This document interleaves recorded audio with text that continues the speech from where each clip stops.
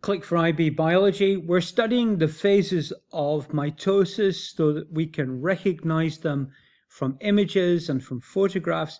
And we find ourselves at the telophase. And telo refers to the idea of end. So this is the last of the 4 major phases of mitosis. Telophase.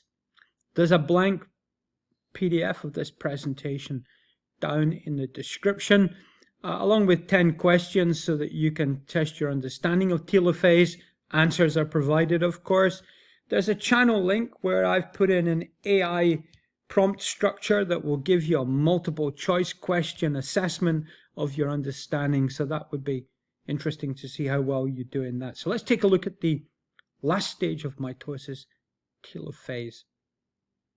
And so with telophase, the chromatids have separated the chromosomes. We should now refer to them as chromosomes.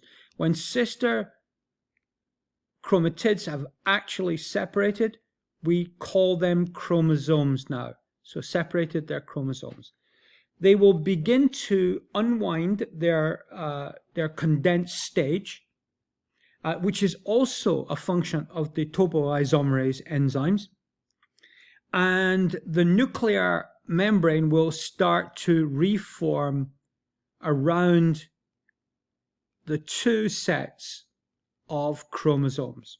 And so in this image, photographic image here, the way to tell that this is the telophase is the very distinct and very condensed sets of 2 chromosomes at opposite poles of the cell.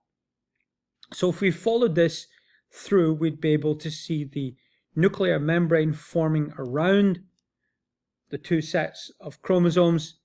The nucleolus begins its reappearance. The RNAs become active. We'll cover that in later videos.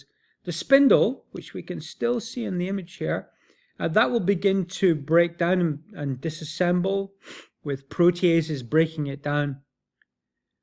We're moving towards the end of the nuclear division. We're here.